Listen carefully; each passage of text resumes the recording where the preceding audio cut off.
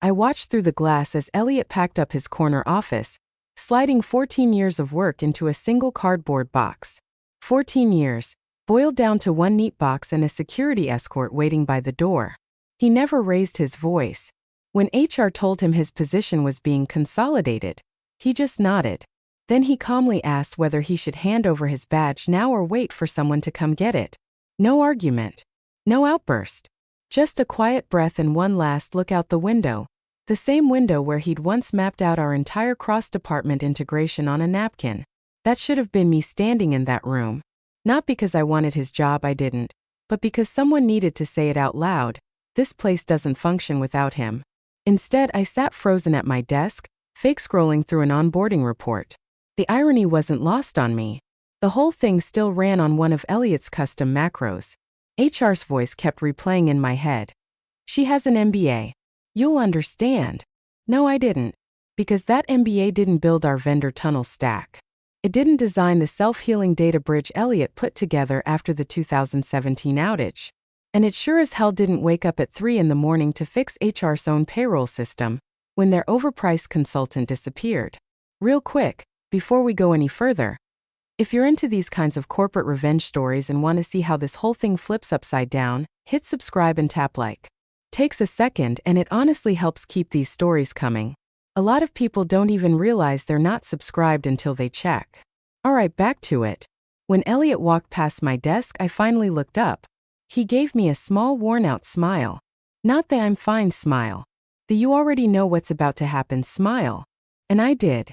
Or at least I thought I did. What I didn't understand yet was just how much he'd built on his own. How many parts of our internal machine were quietly tied to one person with no real title beyond Director of Strategic Systems. No MBA. No polished LinkedIn posts every quarter. Just the kind of knowledge that lives in someone's hands and instincts. Meanwhile, the new girl, Kendra, was already in the break room with leadership, clinking LaCroix cans, laughing about her wild capstone project at Wharton, like it meant anything in a building held together by Elliot's custom middleware and pure stubborn effort. We're modernizing, HR said, as if modernization had anything to do with firing the guy who literally built your modernization from scratch. I swear if I heard the word synergy one more time that day, I would have launched my coffee mug across the room. At 2:58 p.m., I pulled up the internal systems dashboard. Everything was still green. Licensing checks were steady. The onboarding portal was live. Data sync looked clean. Kendra clicked past my desk, all high heels and lavender perfume, and casually asked if someone could just slack her access to Elliot's admin keys. She said it the same way you'd ask for a sticky note. I didn't answer. I just stared. Not because I didn't know, but because I did. There were no admin keys. Not in the way she thought. Elliot was the key. 3 o'clock hit. No alarms. No chaos. Just the soft chime of the elevator doors closing, and Elliot's nameplate left face down on the reception desk. Then came 3:47. I saw Taylor, the CEO's assistant, dash past the window like she was late for a flight. Her heels cracked against the tile as she yanked open the lobby door. Phone glued to her ear, her voice tight and panicked. "He's not answering," she snapped to whoever was on the other end. "I think he's already off-site." A few of us stood up without saying a word. We watched her bolt into the parking lot, scanning row after row like panic alone might bring him back. That's when my monitor blinked. Just once. A quick flicker. Then the dashboard refreshed, and a red banner spread across the screen. Error. License validation failed. In less than 30 seconds, this smug little startup clown tried to wipe it all away with a dry erase marker and a joke about legacy thinking. He didn't even look at me when he said it. Just kept chatting with the new hires like I'd already been written out of the building. I stood up, unplugged my charger, shut my laptop. No dramatic pause. No speech. Just one slow look around the team. A long quiet look. Then I walked out. No one said a word. They didn't need to. They all knew something had just shifted. Rick strutted into his first ops meeting like he was auditioning for a TEDx stage. You could practically smell the cologne and buzzwords before he even opened his mouth. "We're going agile," he declared, clicking through a slide deck that looked like it had been slapped together by ChatGPT running on 4 hours of sleep. "Lean. Scalable. Future-focused. No more clinging to the past.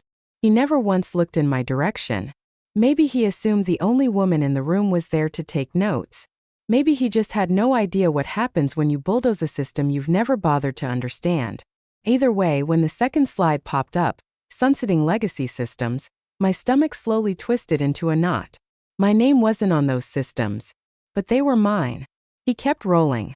We'll be reducing dependency on internally maintained infrastructure. These handcrafted solutions, he actually made air quotes, just aren't sustainable at scale. My jaw tightened. I'd spent 2 decades making them sustainable when scale nearly tore us apart. Any questions? He asked, that smug smile glued to his face. I raised my hand. Not high. Just enough to make it clear I wasn't about to be flattened. Yes, he squinted at the roster. Fran. Fiona, I corrected. No apology followed. I have a question about the systems on slide 3, I said evenly. Specifically the billing API, and how you plan to replicate the multi-tenant logic without the embedded rules engine I wrote. Oh, come on, Rick laughed, cutting me off mid-sentence. We're not going to keep building around stuff one person duct-taped together back in 2009. We're moving forward. That means retiring the old dogs. Old dogs. His smile widened. I'm sure you did some good work. But let's be honest, if this stuff was truly scalable, we wouldn't even be having this conversation, right? The room went tight. A few of the younger engineers stared at the table. One of my developers, Nate, looked like he might speak, but thought better of it. Rick leaned back in his ergonomic throne like he just solved world hunger. Look, I get it. Change is hard. But maybe it's time to start thinking about your next chapter. Retire with dignity. Let the tech move on to people who can build with modern tools. I just stared at him. 25 years, turned into a punchline inside a Canva slideshow. Then he said the line that sealed it. The one that burned itself straight into my spine. If you're unhappy, he said casually, there's the door. You ever feel a moment split you open from the inside? Like part of your soul quietly packed its bags before your body even caught up? I didn't react. Not the way he expected. No yelling. No anger. I stayed still and let the silence stretch around his words, sharp and unforgiving. Rick plowed ahead. Back to the deck. Back to pretending nothing had happened. But something had. I wasn't just dismissed, I was erased. And that silence he stepped over so easily? That was the last quiet moment he'd ever get from me. What Rick didn't know was that the code he mocked, the systems he planned to rip out, didn't technically belong to them. Not legally. Not contractually. And definitely not in the eyes of the U.S. Patent and Trademark Office. He thought he was brushing dust off outdated tools. What he was really doing was kicking a loaded mine. He just hadn't stepped on it yet. It was just after 2 p.m. Kendra rolled her eyes and muttered that it was probably cached credentials or something. She had no clue. Because by then, Elliot was already in his car, halfway across town, sunlight flashing off his windshield like a curtain call. He didn't look back. He didn't need to. The systems he built weren't crashing. They were separating, cleanly, deliberately, like a bridge after its final pin gets pulled. Not out of spite. Just physics. You don't fire the person holding the scaffolding and expect the structure to hover in midair. But they did. Because she had an MBA. They'd figure it out soon enough. Elliot drove home without music. No podcast. No noise.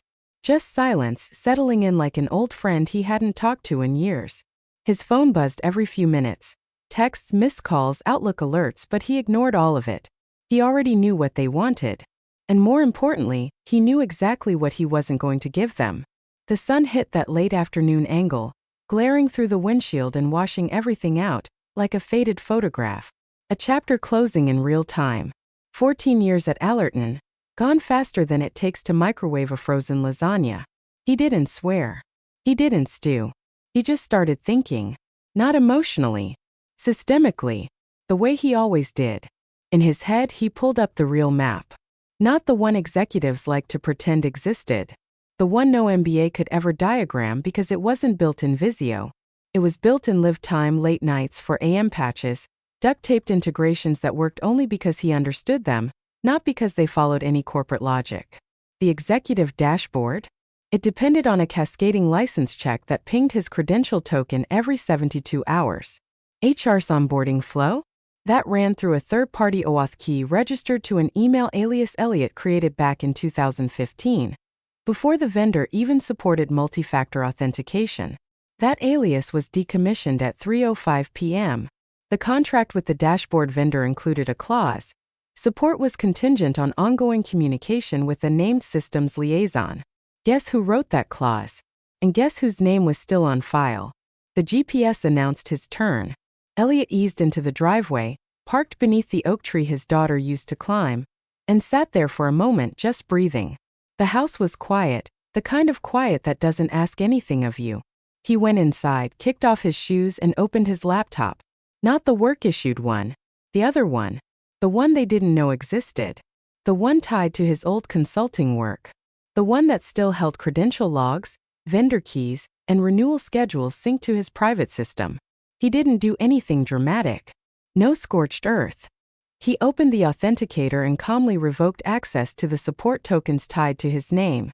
Tokens the license dependencies used for heartbeat validation. Tokens that legally couldn't be transferred without his explicit digital consent. Thanks to a clause buried deep in a 2011 integration agreement, no one had reviewed in over a decade. 3:39 p.m. He made himself a sandwich. Roast beef. Sharp cheddar. Mustard. Nothing fancy. He sat on the porch and let the breeze do its work. 3:43 p.m. His phone buzzed again. Taylor. 3 missed calls. 1 voicemail marked urgent. Then the first official alert hit the system. Exec-heartbeat failed.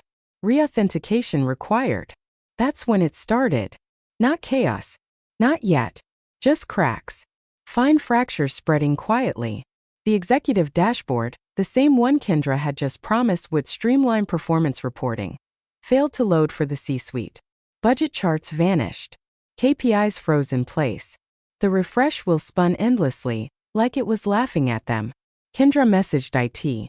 IT replied a moment later. System token expired. Needs admin credential to renew. She typed back fast. Use Elliot's. A pause. Then the reply came through. He's been deactivated. In less than an hour, $100,000 worth of integration work slammed into a wall. All because the person holding the keys had walked away. Quietly. Legally. And with every ounce of dignity HR loved to talk about but never actually supported. And here's the thing. Elliot didn't feel vindicated. This wasn't revenge. It wasn't sabotage. It was entropy. He hadn't built those systems to fail. He built them to run. But they ran because he was part of them. You don't rip out the core and expect the shell to keep standing. That's not confidence. That's incompetence, dressed up in expensive cologne. So he sat there watching sunlight filter through the leaves, sipping cold coffee, thinking about nothing in particular. 3:47 the first real crash hit. He didn't need a dashboard to feel it. He just smiled, leaned back in his chair, and let the silence sit with him. Taylor's first call went straight to voicemail. The second did too. By the third, she was muttering to herself, pacing the glass-walled conference room like it personally owed her an apology. On the fourth attempt, she snapped into the phone. Can someone check if he's even still in the parking lot? No one moved. Because even if Elliot was out there, who was going to convince the guy they just escorted out, without a handshake or even a stupid cupcake, to come back? By 3:52, Taylor was tearing through the lobby like her job was on the line. As it probably was. One of the execs had just asked, "Where's the Q3 variance report?" And Kendra had replied while staring at a frozen browser, "It's loading." It wasn't. Taylor burst into the parking lot, phone still glued to her ear, the voicemail tone buzzing again. Then his voice came through, calm, clipped, unmistakable. "You've reached Elliot Crane. I'm currently out of the office until further notice. If this is related to internal system support, please contact your designated administrator." Beep. There was no designated administrator anymore. Upstairs, Kendra slammed her palm onto the desk. "Why can't I get into the budget portal? I had access this morning." IT answered from down the hall. "Credential mismatch. It's looking for a signature key tied to Elliot's profile. We thought you had a backup." I was told I'd have full access, she shot back, already hammering out a help desk escalation. Melissa from HR, the same one who'd handed Elliot his walking papers with all the warmth of a mall cop, started firing off emails like her blouse was on fire. Subject: urgent system access. Body: Hi Elliot, we're just trying to close the loop on a few process handoffs. Could you please share your documentation for license renewals, reporting cycles, and any legacy workflows that may depend on your admin credentials? Thanks in advance. She stared at the screen as the 3 blinking dots of his Apple Mail auto-reply appeared. Out of office. Until further notice. The truth was, Elliot hadn't destroyed anything. No sabotage scripts. No wiped databases. No corrupted backups. Everything was still there, just dormant. Waiting. He hadn't burned the house down. He'd simply taken his hands off the thermostat. And it turns out the furnace doesn't relight itself once the pilot goes cold. Meanwhile, Kendra started dialing everyone she knew. First, a Wharton classmate in fintech. How do you override a dependent credential chain? Then an ex-boyfriend who'd once worked in systems admin. Desperation leads to some weird calls. Every system pushed back. Budget software. Locked. Payroll scheduling. User session expired. Data integration flow? Like steel being honed. I opened the USPTO portal and updated the public record to match the new reality. Owner Bell Systems LLC. Primary inventor, Matthew Bell. Operational use license. None granted. Within 24 hours it would all be public. Searchable. Indexed. Visible to any due diligence team worth half a damn. And wouldn't you know it, later that same morning, buried inside a cheerful LinkedIn post, the startup CEO announced they were officially kicking off their Series C funding round. Excited to share that we're entering our next phase of growth. Big things coming, he wrote, smiling in a recycled headshot like he hadn't just stepped into quicksand. I knew this dance. Series C meant scrutiny, deep dives, technical audits, architecture reviews, and yes, IP due diligence. Investors don't wire $40 million into something they don't fully own. And when that team ran a standard IP search, they'd find me. Not a shadow of me. Not a shared credit line. Not built in collaboration with. Just me. The system they bragged about in pitch decks, demoed on conference stages, and wrapped entire partnerships around? It lived on my servers first. And now it lived on my paperwork. Rick, of course, had no idea. Last I heard, he was busy planning swag bags for investor meetings. Branded notebooks. Reusable water bottles. Because nothing says scalability quite like a bamboo thermos. I wasn't after applause. I didn't want revenge, not really. This wasn't anger. This was architecture. Measured pressure. Controlled tension. Like tightening a wrench around a bolt, one careful turn at a time, until it either loosens or snaps. And it was starting to snap. Up to that moment, everything was still quiet. No cease and desist letters. No lawyers pounding on doors. Just clean, verifiable proof that the engine running most of their operation was legally untethered from their balance sheet. I didn't need to knock. The Series C team would do that for me. And when they did, when an investor finally asked, "So who owns the core infrastructure?" Rick wouldn't have an answer. I would. I'd already written it. 3 words. License available. Inquire. They were 40 minutes into the due diligence call when the first fracture showed. It started harmless, routine investor checklist stuff. A partner from Linscott Capital asked for documentation confirming ownership of all proprietary technology. We just need a clear chain of title for the infrastructure IP, she said like she was ordering lunch. Standard. Necessary. No alarms yet. Rick, smiling in his best Patagonia vest, nodded confidently. Of course. All our systems are internally developed. That's when legal shifted in their seats. One of the firm's attorneys, Rachel I think, muted herself to whisper to someone off camera. Then came the sentence that mattered. We'll follow up with the patent documentation shortly. Rick missed it completely. He kept going talking about velocity DevOps metrics and something about quantifying resilience at scale, like he was collecting buzzwords for a prize. But in another window inside a quiet breakout room, the startup's legal intern, poor kid probably running on fumes, was staring at the USPTO website like it had just punched him in the chest. He ran the search twice to be sure. Matthew Bell. Independent inventor. Bell Systems LLC. Not a single reference to the company. He checked the ownership chain. Nothing. No assignment. No transfer. No license. No shared ownership clause. The signature line for authorized representative of employer entity sat empty. Untouched. The system wasn't just unassigned. It was deliberately unclaimed. He slid the laptop across the table to senior legal. Their reaction wasn't loud. It triggered a deprecated API call, and the vendor's automated security system flagged the attempt as unauthorized. They were locked out of the lockout. At the same time, every screen in ops lit up like Christmas in a war zone. One of the audit prep leads finally said the thing nobody wanted to hear out loud. "Do we call Elliot?"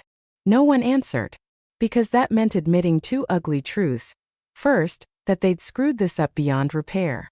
And second, that they'd handed the wheel to someone who hadn't even bothered to read the manual.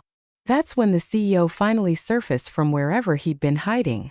He scanned the room like he'd just walked into a crime scene and realized he was the victim. "What exactly?" he asked slowly. "Are we missing?" IT slid an audit log across the table. One red line sat at the top like a warning flare. Certificate authority unverified. Last valid token. ecrain_SA1. He blinked. Why wasn't this migrated? No one spoke. Because Elliot never blocked anyone from migrating anything. He just never volunteered to do it. And nobody ever thought to ask. They assumed whatever ran would always run. That the guy who never complained, never self-promoted, never demanded credit would always be there. Turns out he wasn't immortal. He was just patient. And now every system that used to hum quietly in the background like a symphony was stuttering like a cassette tape left in the sun. Not because it was attacked, but because the conductor walked away, and nobody else knew the music. And still no one apologized. Not to Elliot. Not to the people who warned them. Not even to the staff now pulling triple shifts, manually stitching together reports that used to run automatically with a single ping. Leadership didn't say sorry. They just tossed around phrases like unexpected gaps and unfortunate timing. But I knew the truth. This wasn't a gap. It was a crater. And the only person who could fill it had already left the building. The call came at 7:26 p.m. Elliot didn't recognize the number, but he recognized the desperation. That clipped, overly cheerful tone only a CFO can manage when they're trying to pass off a 5-alarm fire as a little warm. "Elliot, glad I caught you," the CFO said. "Really hoping we could talk through a few things. Just some loose ends, nothing major. You know how these transitions go." Elliot put the phone on speaker, poured himself a glass of iced tea, and leaned back on the porch. "Sure," he said evenly. "What kind of loose ends?" "Well," the CFO chuckled a little too hard. "Just some reporting pipelines and credential refreshes. A few legacy integrations. We'd really appreciate your insight. Totally unofficial. Off the record. No need to complicate things." Elliot let the silence stretch long enough to make the man uncomfortable. Then he said, "I'm not interested." "Oh, of course I get that. Totally. But this wouldn't be formal. Just a few quick pointers. Maybe an hour of your time." "My NDA expired the moment you fired me," Elliot said calmly. "That means I have no obligation to support, advise, or troubleshoot systems I no longer manage." A long pause. Then the tone cooled. "We were hoping you'd be a little more cooperative. Then maybe you should have cooperated before you packed 14 years of operational knowledge into a cardboard box." Click. Call ended. 8 minutes later, Melissa from HR took her shot. Her email, bless her compliance-trained soul, arrived with the subject line, "Urgent. System access and potential breach of contract." It warned of possible legal consequences for withholding proprietary process knowledge. Elliot didn't reply right away. He forwarded the email to his attorney. 15 minutes later, a reply came back with a single line. Clause 7.9c. Termination of support rights upon employment severance. Translation was simple. Once terminated, Elliot had zero obligation, legal, contractual, or ethical, to explain, fix, or maintain anything. Not his code. Not his configurations. Not his time. He replied to HR with that clause pasted in bold, followed by one sentence. Your understanding of support rights appears to be as outdated as your documentation. No emoji. No sign-off. Just facts. Back at Allerton, things were coming apart fast. The audit couldn't move forward. The locked compliance dashboard automatically triggered a delay notice to the federal oversight vendor, which immediately pinged their client account manager. That manager flagged Allerton as pending non-compliant inside the procurement system. By 8:40 p.m., the client, the one carrying a $17.6 million annual contract, formally paused all new work orders until the audit was completed. At the pace they were moving, that could take weeks. Kendra was still in the building, sleeves rolled up like she was cosplaying competence, repeating the same line over and over. This is temporary. We just need to brute force a system reset. IT told her that brute force was a great way to get permanently blacklisted by 3 separate vendors. The CEO, now visibly unraveling, had joined the whiteboard huddle and was asking how long it would take to rebuild Elliott's systems from scratch. No one answered, because no one knew. That's when someone finally asked the question that should have come much earlier. Why did we fire him again? Nobody had a real answer. They mumbled about consolidation, about leadership optics, about MBA innovation. And then Elliott, without drama, without spite, sent Melissa one final text. You treated institutional memory like an Excel sheet. Good luck rebuilding that. After that, he shut off his phone, closed his laptop, and walked into his kitchen. He hadn't burned the place down. He just turned off the lights and left them stumbling in the dark, still pretending they could see. The message came late, well past the point where most corporate emergencies quietly turn into excuses. It wasn't from HR. Not the CEO. Not even the CFO. It came from a personal Gmail address, tucked between an ad for ergonomic socks and a bank alert Elliott had meant to delete weeks ago. Subject: Quiet coffee? The sender was Alan Wren, longtime board member, founder of 3 companies Elliott had quietly kept alive during their own chaotic years. And maybe most importantly, the only person in leadership who ever listened when Elliott talked about things like systemic fragility and dependency sprawl. The email didn't beg. It didn't grovel. Just asked if they could meet. Off the books. No slide decks. No public apologies. Elliott stared at it for a full minute before replying with a time and a place. A small, forgettable cafe 2 towns over, where the Wi-Fi barely worked and the scones were always overbaked. Alan was already there when Elliott arrived. No suit. No tie. Just a black sweater and the look of a man who'd finally realized the brakes were gone and the road ahead was downhill. I won't insult you with excuses, Alan said. Good, Elliott replied, setting his coffee down. Because I didn't come for an apology. Alan leaned forward. We finally got into the audit logs. Or tried to. He gave a tight smile. Your architecture flagged the attempt as a non-primary operator protocol breach. You built in a resilience model. Elliott didn't blink. Correct. Alan shook his head slowly. Tied to your biometric ID. Legacy token only. No backup failsafe. No secondary recovery. There was a backup, Elliott said calmly, correcting him. You fired it. Alan let out a low, quiet laugh, the kind people make when the punchline lands and there's no way to rewrite the joke. Is there a way out of this? Yes. Silence hung between them. Alan nodded once. Okay. What are your terms? Elliott reached into his coat pocket and pulled out a folded sheet of paper. Not a contract. Not legal language. Just a handwritten list, single-sided. Kendra Lively is reassigned. No transition role. No VP title. She is permanently removed from systems. All new leadership must complete a mandatory onboarding protocol, built and run by Elliott's chosen successor. Systems strategy is removed from HR oversight and reports directly to the board. Elliott returns not as staff, as executive systems architect. Fixed-term contract. Quarterly renewal. Full autonomy. No press releases. No welcome back party. No narrative cleanup. Alan read it once. Then again. Then looked up. That's it. Elliott took a sip of his coffee. That's the minimum. Not revenge. Standards. Alan exhaled slowly. We'll need a vote. Elliot shrugged. Then vote fast. The audit window closes in 36 hours. Every hour you wait puts you another $1.4 million closer to breach penalties. No smirk. No triumph. Just facts.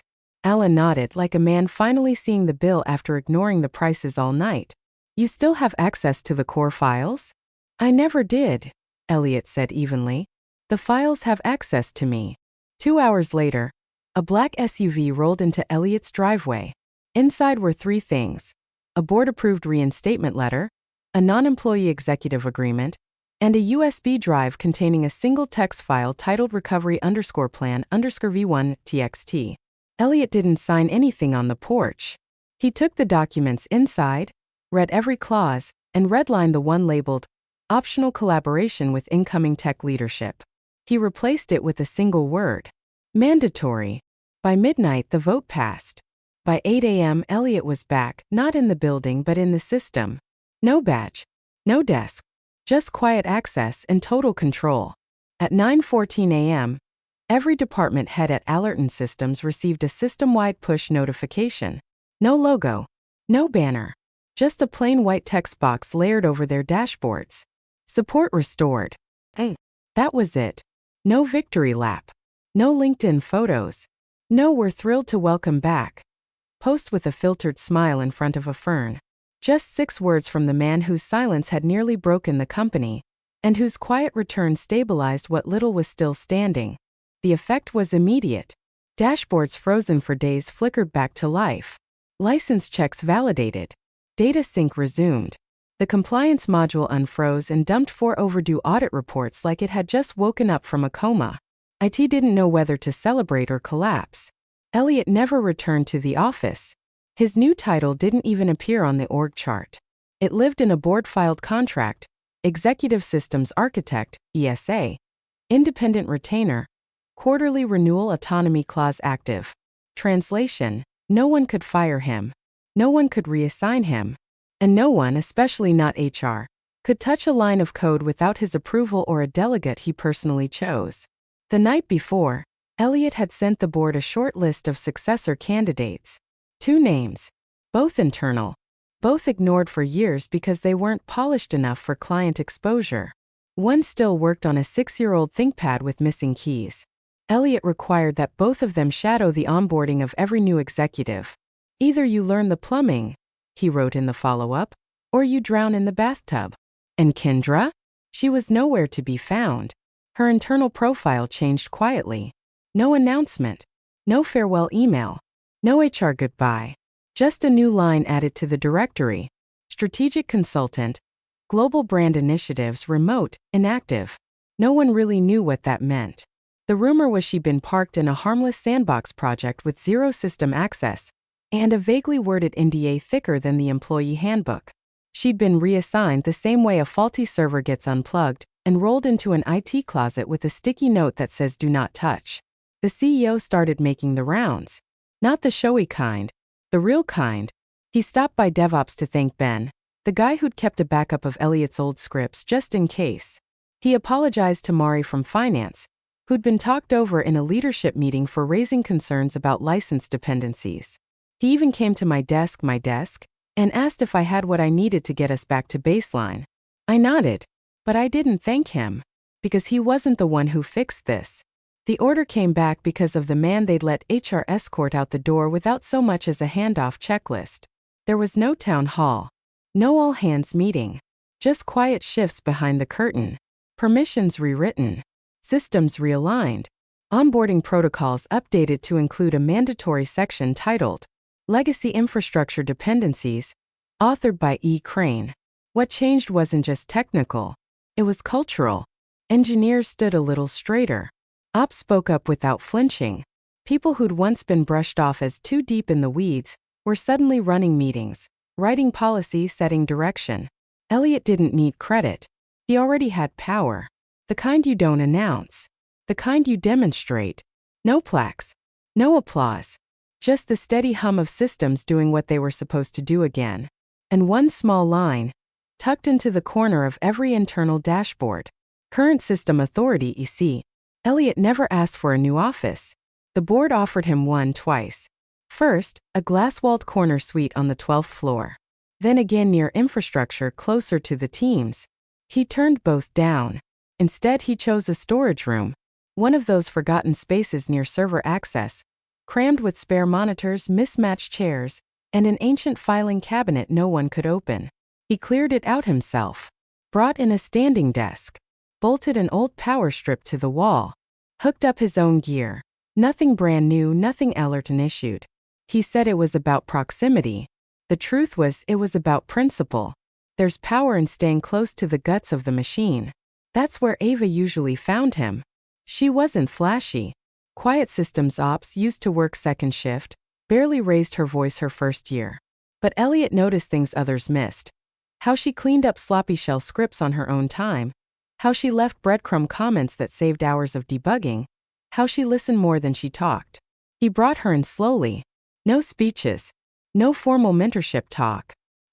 He just started CCing her on things others weren't trusted to see. A few weeks later, he asked her to walk him through the legacy sync logic on the finance node. She nailed it on the first try. By the end of the month, she had read access to everything. The board didn't know her name yet. They would. She'd be the next architect. Not because of politics. Not because of a school name. Because she earned it the same way Elliot had. Quietly. Precisely. Unshakably. The company stabilized faster than anyone expected. Not because of a flashy initiative or a rebrand, but because people finally knew who to trust. Dashboards stayed green. Vendor pipelines stopped breaking. And someone, Elliot never said who, added a standing line item to every board agenda. System integrity and technical continuity audit. For once, the suits had to listen to the techs. No one argued. One afternoon, a new hire paused outside Elliot's office, the old storage closet, still glowing with warm yellow lamplight, and asked, "Hey, why doesn't your door have a nameplate?" Elliot looked up from his screen. He didn't smile. He didn't scoff. He just said, "Because it's temporary. Same as loyalty, if you confuse paper degrees with experience." The kid blinked, nodded slowly, and walked away. And that was it. By the end of the quarter, Ava had her own key access. Vendor certifications renewed automatically every time. The audit trail passed with a perfect score. HR even adopted Elliot's onboarding framework as the company standard, branding it the E-track in the training materials. Elliot never said a word about the name. He didn't have to. One evening, long after most of the building had emptied out, Elliot walked the floor. Not to inspect, just to take it in. The low hum of systems running the way they should. Monitors glowing with green checkmarks instead of red alerts. Calm. He stopped in front of the compliance dashboard. It wasn't the same anymore.